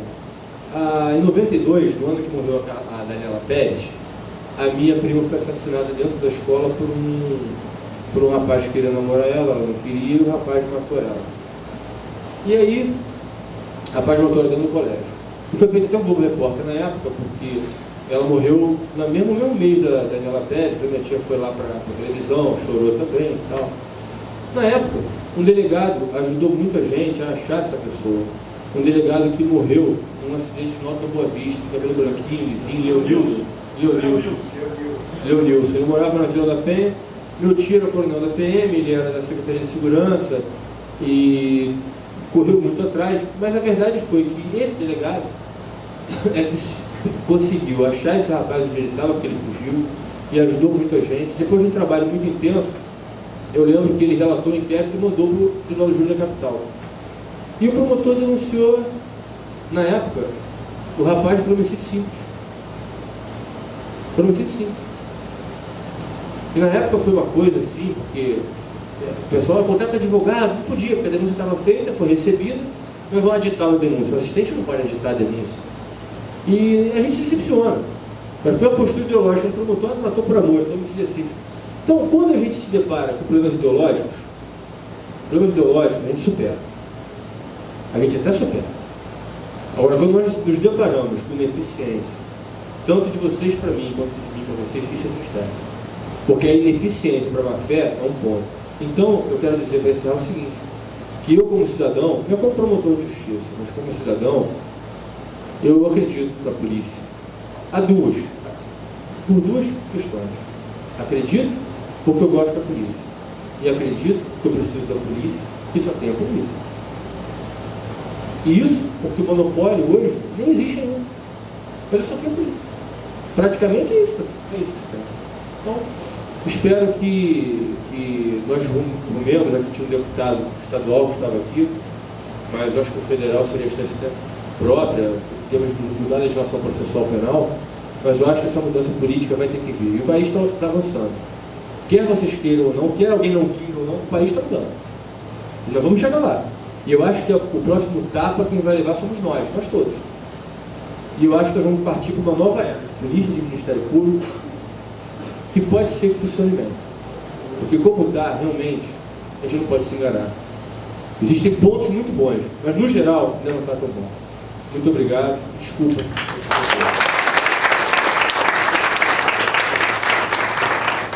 Muito obrigado, doutor Bruno. Bom, agora, com a palavra o professor doutor Roberto Cantes de Lima, vai fazer aí as suas considerações sobre o tema. Bom, boa tarde. Eu queria inicialmente agradecer o convite da Paula, né, de vir aqui, e o convite do COPOL, dessa instituição, né, de promover esse encontro, né, dizer que eu acho que uma das coisas mais importantes que eu aprendi, porque eu aprendi muito, né? Eu comecei a trabalhar com esse tema em 1982, aqui na Polícia do Rio de Janeiro, né? Para fazer uma tese de doutorado que eu terminei em 1986 e que teve certas características, uma delas a realização do que a gente chama de etnografia, né? Quer dizer, etnografias são convivências e interlocuções com as pessoas que nós estamos pesquisando, ou com quem nós estamos pesquisando, né? E a produção de um conhecimento que leve em consideração as opiniões de todos os envolvidos, né? Quer dizer, a minha opinião não prevalece sobre a opinião consensual daquilo que os envolvidos todos, os interlocutores, estão produzindo. Seu método, né, de produção de conhecimento das ciências sociais, que é característico da antropologia, mas não só da antropologia, a sociologia, ciência política também pode exercitar esse procedimento. Mas eu estou dizendo isso porque esse método permite que a gente tenha uma interlocução com as pessoas e, portanto, a gente aprende muito com as pessoas, né? Então, eu aprendi muita coisa. E esse evento aqui está me recordando a coisa que eu acho que foi mais importante que eu aprendi, não só por essa pesquisa empírica que eu fiz durante 3 anos, né, com a polícia e o sistema todo de justiça criminal, penitenciárias, tribunais, etc., mas também depois, quando fui chamado também a coordenar cursos de especialização em segurança pública, coordenar dissertações de mestrado e tese de doutorado em antropologia e em direito sobre essa questão, e num determinado momento coordenar um curso de extensão sobre essa questão, e num determinado momento coordenar um curso de extensão que aconteceu na UF por iniciativa da União Europeia e da Secretaria de Direitos Humanos, à época da Presidência da República, que foi um curso de extensão que colocou juntos, né, todos os agentes envolvidos na segurança pública. Então nós tínhamos policiais militares, bombeiros, juízes, promotores, policiais civis, delegados, inspetores da Polícia Civil, e tal, oficiais da Polícia Militar e também de patentes mais baixas, etc. Eram 50 pessoas e nós tínhamos 3 turmas. E eu, assistindo aqui essa conversa, né, vendo essa conversa, me lembro que na última turma a gente era um curso de extensão, mas como os alunos eram muito entusiasmados, nós resolvemos fazer um encerramento, dar um certificado de extensão formal. E eu me lembro que um juiz criminal, né, que era um juiz lá de Duque de Caxias, se eu não me engano, era da Baixada, Duque de Caxias, Nova Iguaçu, fez um discurso absolutamente emocionado e extremamente gratificante, dizendo que ao final desse curso, que era um curso de 3 meses, então tinha aula 3 vezes por semana, ele se sentiu gratificado e acompanhado, porque ele vivia lá na vara dele, lá na Baixada, julgando pessoas e vamos dizer, imaginando, né, um pouco isso que o meu colega Bruno aqui acabou de dizer, né? Que isso, se o cara fez isso direito, se não fez direito, se está certo, se não está certo, etc. E nesse curso, essas pessoas todas, inclusive a juíza Cioli, que fez o curso, né, então, discutiram essas questões que nós estamos discutindo aqui, né, que elas colocaram esses problemas, o Ministério Público, os juízes, etc. Não o Ministério Público, não a magistratura, mas o juiz fulano, né, ou tal. E, ao invés dessas relações ficarem apenas no nível do conflito, né, e da culpabilização, né, de quem é que tem a culpa de que isso não funcione, né, houve uma consensualização, né, dos problemas que cada uma desses segmentos do sistema de segurança pública vivenciava, né?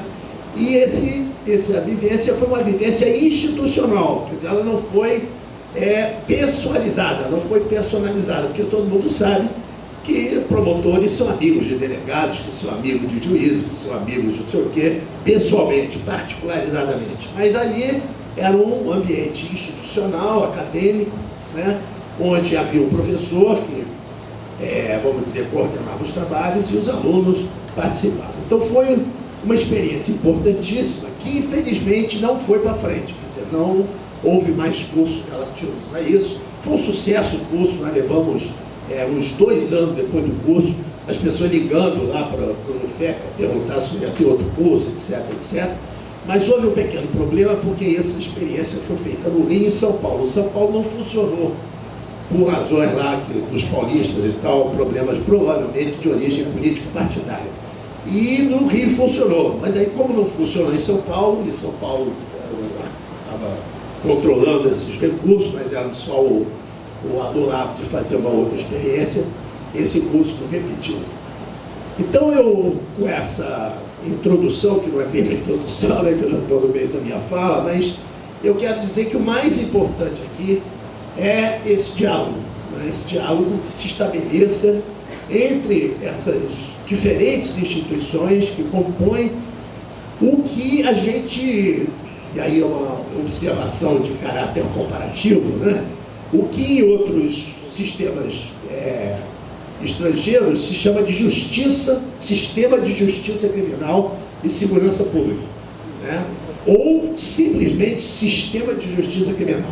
Se falar criminal justice system em inglês, você está entendendo desde a polícia até a penitenciária e até o trabalho de liberdade condicional, etc. Tudo isso está envolvido nesse nome, né? E isso não é pouca coisa, porque isso representa a ideia de que, se isso é um sistema, existe uma ética, né? E existe uma articulação de regras, não na lei apenas, não apenas a questão da lei, mas das regras de convivência entre os diferentes segmentos do sistema, que são comuns ao sistema. E, portanto, você pode avaliar o sistema como um todo e o que entra e o que sai.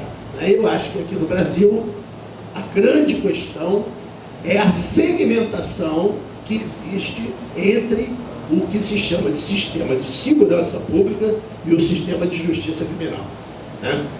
Por exemplo, o Ministério da Justiça, para quem nós ministramos durante muitos anos o curso de especialização em segurança pública, acha que promotores e juízes criminais que se inscrevem no curso não contam. Nós temos que ter no mínimo 40 policiais ou guardas municipais para poder fazer 40. Então o juiz quer se inscrever, mas ele não conta como membro do sistema de segurança pública, porque ele é da justiça criminal. Isso é outro assunto. O promotor também não interessa. Então eu estou só dizendo que essa classificação aparentemente burocrática, isso, quer dizer, ela é muito mais do que burocrática. Ela espelha, né, uma divisão, um corte que houve no Brasil no início da República e que separou a justiça da polícia, né? Então essa separação institucional que ocorreu no Brasil não ocorreu em outros lugares, né? Não ocorreu na França, por exemplo, não ocorreu na Argentina, por exemplo. Nós temos colegas aqui que estudam o sistema argentino. A professora Lucia Mal, que está ali, ganhou um prêmio recentemente com a tese dela, publicou um livro pela Anpox, que é sobre o sistema da Argentina. A professora Vivian Paz, que também vai sair proximamente o livro dela sobre o sistema da França. Então nós temos etnografias desses sistemas, etnografias, não é ler no código francês, nem ler no código argentino. Temos etnografias desses sistemas que mostram que esses sistemas não se segmentaram, né? Não ficaram segmentados.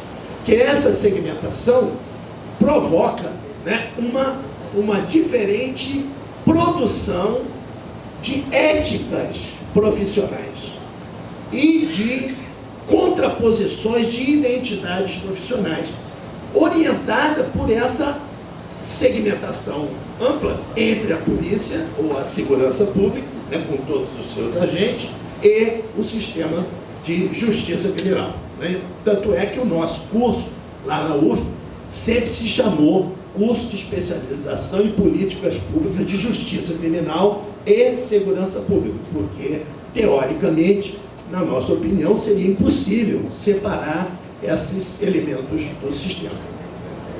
Eu identifico nisso, portanto, não só, né, a questão que está aqui em pauta, né, que é essa questão do inquérito policial e da investigação policial, tratando a investigação policial como o local, isso, da produção de dados, né, de dados empíricos, porque a polícia trabalha com dados empíricos, não é isso que ela entrevista as pessoas. A diferença entre investigação, que alguém falou aqui, policial, e pesquisa acadêmica na área de antropologia, é que nós somos obrigados a dizer para o sujeito que nós estamos fazendo a pesquisa com ele. E a polícia não necessariamente precisa ou deve fazer isso. Mas em termos de metodologia, né, não há muita diferença, porque nós também conversamos, nos envolvemos, etc, etc. Então, esse envolvimento produz um conhecimento consensualizado, quer dizer, algo que eu posso repetir, né? Não, eu estive lá, eu falei com fulano, ele teve aqui, teve tal, então, quer dizer, eu não estou inventando isso, né? Não estou produzindo isso. Só que quando isso, né, sai desse sistema de segurança pública e vai andar para o sistema de justiça criminal, nós encontramos então essa tradição, né, de juridificar esse conhecimento, para que ele possa ser meio que transformado ou digerido por um outro sistema que fala uma outra linguagem, que é a linguagem jurídica. Como coisa que a linguagem jurídica devesse necessariamente ser de uma abstração tal, isso que não pudesse compreender nem assimilar o discurso da consensualização, o discurso da pesquisa, né, e da investigação que foi feita. Ora, nossos estudos também mostram que essa produção jurídica, né, e essa criação desse conhecimento jurídico passa por tratamentos de sua produção acadêmica, né, nas faculdades de Direito e também nos tribunais, que diferem da forma de produção do conhecimento, não só nas ciências sociais, mas também do conhecimento propriamente policial, que está baseado nessa consensualização. Eu estou falando da diferença entre a produção do conhecimento através do contraditório, que é um conhecimento produzido através de duas opiniões que divergem e que precisam de uma terceira autoridade para dizer o que é verdade e o que não é. E o outro conhecimento, que é o conhecimento científico, que está fundado na consensualização sobre os fatos. Quer dizer, nós temos que concordar sobre quais são os fatos. Se eu, antropólogo, não fizer uma pesquisa, que nem eu fiz, sobre a polícia do Rio de Janeiro e sobre o sistema de justiça do Rio de Janeiro, e eu vier aqui para falar para vocês sobre isso, e vocês disserão, isso não existe, eu vou estar com problema. Isso, eu vou estar com problema. Você pode dizer, não, isso não quer dizer o que você está achando que quer dizer, outra coisa, né? Então, existe armação do processo, o colega aqui falou, né, tal dessa coisa, existe armação do processo? Bom, existe. Bom, mas não é todo mundo, sim, mas é uma coisa que existe. Então, essa categoria existe. Bom, então eu não estou falando nada aqui da minha cabeça, eu ouvi essa categoria, perguntei o que ela significa, e vocês me disseram e estou lidando com isso. Então, isso é a consensualização sobre os... Isso é diferente da produção do conhecimento com o contraditório, que depende desta autoridade. Então, quem tem mais autoridade tem mais conhecimento. Quem pode mais, sabe mais.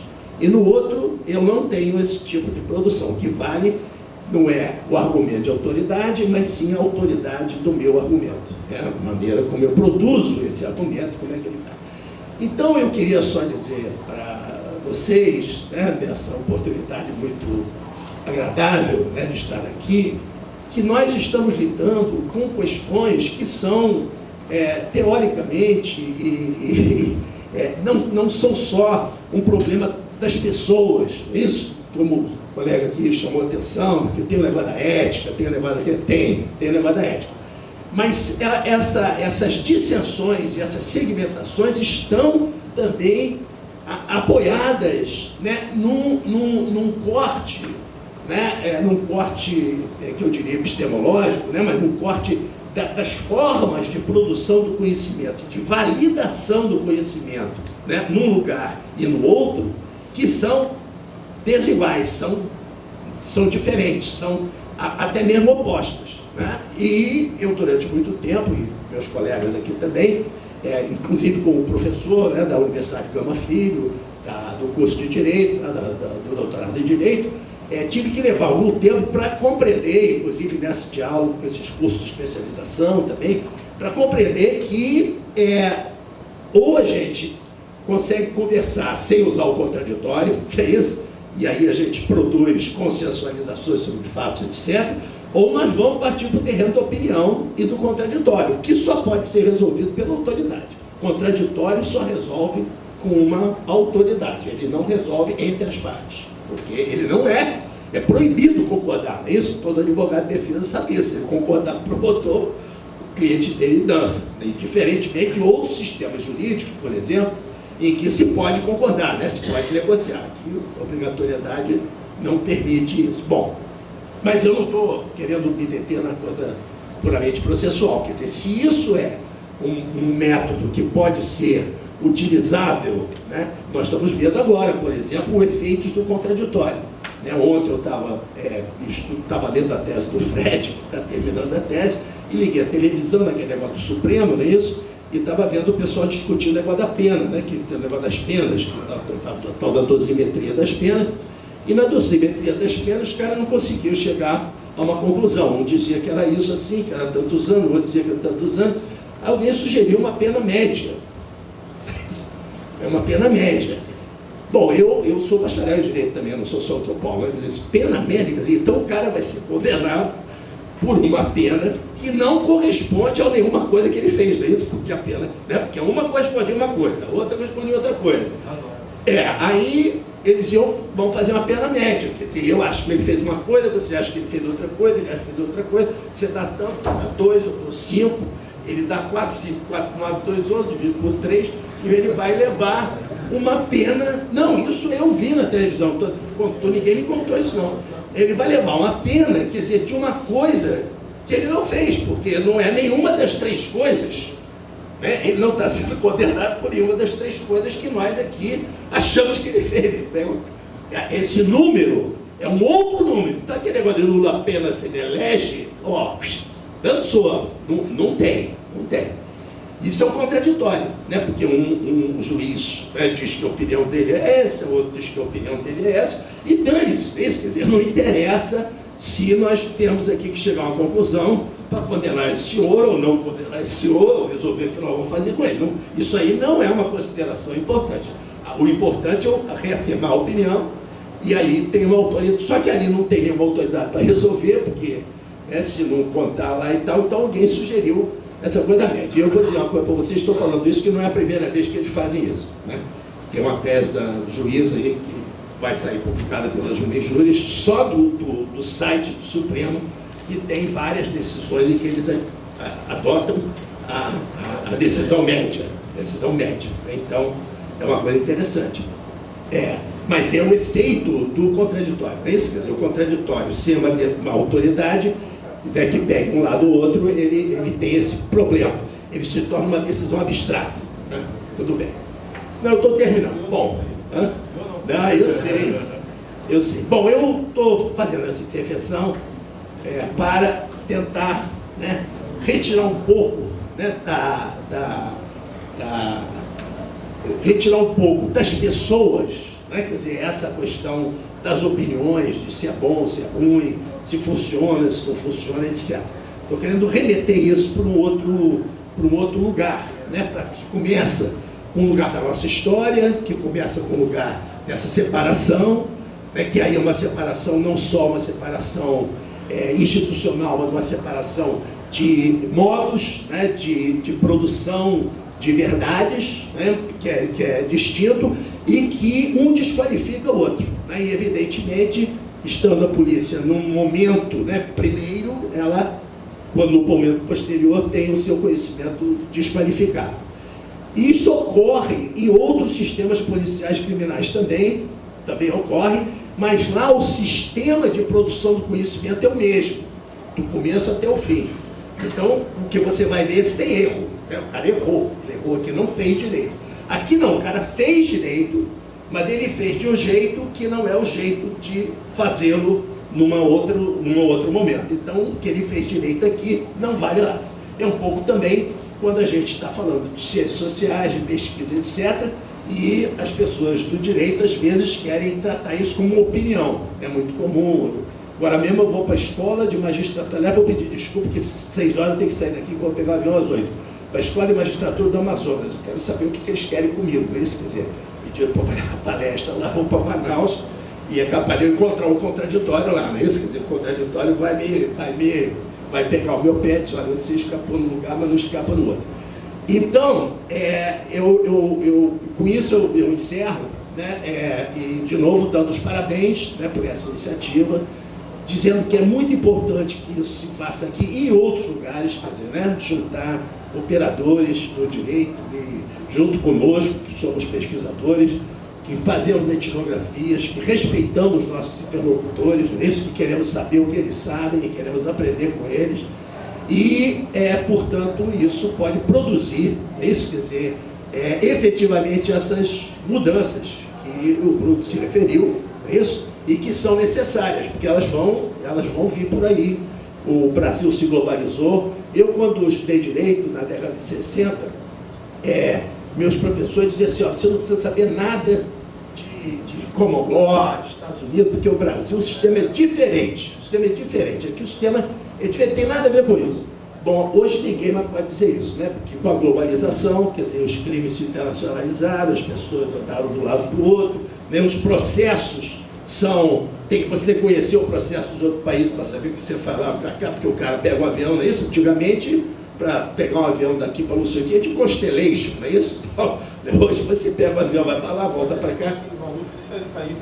Exatamente. Aqui não tem maneira. Exatamente. Né? Quer dizer, então, tem uma série de questões que você tem que conhecer.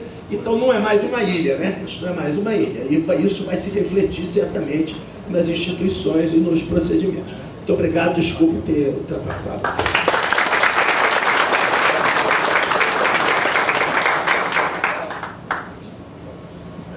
Muito obrigado, professor Roberto Cante. Eu só vou fazer rápidos comentários sobre a exposição de todos. Me parece que todos aqui falam de um ponto comum, né? Uma crítica muito grande desse modelo pré-processual de investigação, de inquérito policial, que todos nós aqui debatemos. E isso é uma preocupação também nas minhas investigações. E esse incômodo, me parece que ele toma uma dimensão maior a partir do momento que a gente insere no nosso ordenamento jurídico algumas garantias como signos de uma perspectiva democrática, né? Aí, né, lembrando do que o Bruno falou, que necessitaria de uma reforma, e o Kant também se ressalta isso, né, me vem à mão que essas reformas, elas muitas vezes custam caro para nós, porque nós temos que abdicar de ideias que estão muito relacionadas a uma tradição jurídica. Por exemplo, a neutralidade, a ideia de neutralidade da investigação policial, a ideia de neutralidade da atuação do Ministério Público é uma ideia que em muitos outros países não existe. A ideia de que a atividade policial ela busca uma isenção, a ideia que a doutrina mesmo constrói de que o inquérito ele só busca descobrir quem é o culpado, quando chega no processo, a ideia é de que aquilo é uma luta de partes. Uma luta de partes. Então, isso dificulta muito, a ideia de neutralidade dificulta muito a concretização de determinadas garantias. Por exemplo, presunção de inocência. Se o inquérito diz que o sujeito fez, elaborado por pessoas de fé pública, né, e onde o acusado não tem a possibilidade de levantar, por exemplo, a suspeição do delegado de polícia, que é uma coisa que foi colocada aqui, se houver uma tendência e tal, o delegado de polícia tem que se declarar suspeito. Se o inquérito diz que o sujeito fez, isso entra no processo, porque o inquérito entra com o processo, quer dizer, onde você tem a presunção de inocência nesse processo? Quer dizer, nós temos então que rever, não é uma questão só de reforma legislativa, mas de reforma de concepções básicas sobre esse modelo de construção de verdade, como Kant também ressaltou aí em sua fala, né? Outra coisa que eu queria destacar, né, é a questão da pesquisa empírica dentro da perspectiva que a professora Joana trouxe, é muito importante, porque eu sempre percebo que as soluções que os nossos legisladores e até mesmo juristas colocam são sempre soluções importadas e elas não servem para resolver nossos problemas. A pesquisa empírica, ela traz uma significativa contribuição na medida em que ela traz a problemática à tona. E a partir da problemática, a partir do momento que identificamos o problema, é que a gente pode pensar em soluções. Né? Eu estou vendo essa comissão de juristas para reformar Código de Processo Penal, de Processo e de Direito Penal, do Código Penal, que embasamento empírico ali nenhum, é realmente o que a gente acha, o que eu estudei na Alemanha e tal, e depois a gente fica esperando que essas coisas aconteçam, aqui elas nunca acontecem. Né? Outra coisa muito interessante que foi ressaltada aqui na fala dos palestrantes, que me parece uma constante, é a ideia de presunção de culpa que o inquérito constrói. Né? Essa presunção de culpa que o inquérito pode estar construindo, quer dizer, só tem inquérito contra quem é culpado, isso é uma coisa que está escrita nos livros de direito.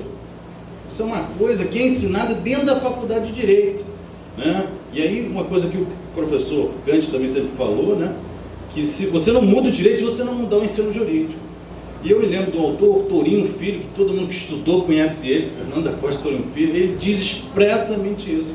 Só existe inquérito e processo para quem é culpado. Quer dizer, isso é ensinado dentro das universidades, né? E isso faz parte de uma cultura jurídica, né? Bom, outra coisa que foi discutida aqui, que é a formação jurídica do policial, a necessidade de formação jurídica do policial. Interessante que essa questão ela não é presente em outros ordenamentos jurídicos, né? A formação policial é uma formação policial, não é uma formação jurídica, né? E muitas vezes o policial se sente necessitado de conhecer o direito. Por quê? Porque o inquérito ele vem impregnado das categorias jurídicas, né? Mas é uma problemática própria nossa. Em outros sistemas, essa não era uma problemática da atividade policial, porque uma vez que ela entrega isso ao órgão de acusação, ele que faz o critério, a leitura jurídica daqueles dados que foram dados a ele, né? Eu quero agradecer a presença de todos, a mesa, todas as autoridades, e todos estão convidados agora a um pequeno coquetel, singelo coquetel. Muito obrigado, e faremos outras palestras semelhantes a essa. Muito obrigado a todos.